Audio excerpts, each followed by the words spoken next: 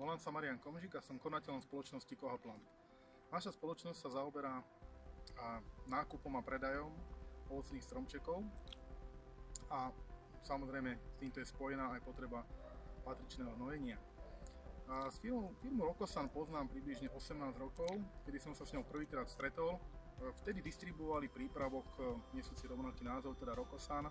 A s týmto hnojivom som súčasne vykonal aj nejaké tie pokusy v porastoch jahôd, kde sme ho aplikovali na kontrolnú vzorku a kde teda môžem konštatovať, že boli veľmi zaujímavé a slubné výsledky.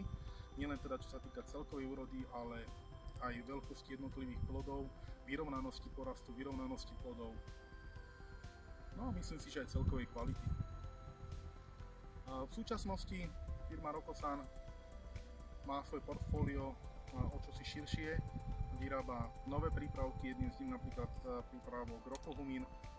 Samozrejme naďalej s nimi spolupracujeme a naďalej ich silno odporúčame, pretože výsadbe stromku hnojivo jednoznačne patrí a na trhu nie je až tak veľa hnojív, ktoré by sa dali použiť priamo ku koreňom, takže nespalia korene.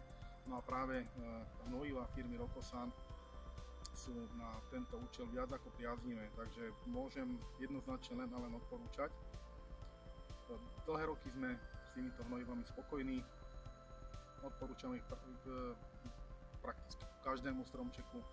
No a pevne verím, že do budúcna nás čakajú ešte ďalšie nové hnojivá, s ktorými ešte viac budeme môcť velaďovať trošku to ovocinárstvo smerom dopredu.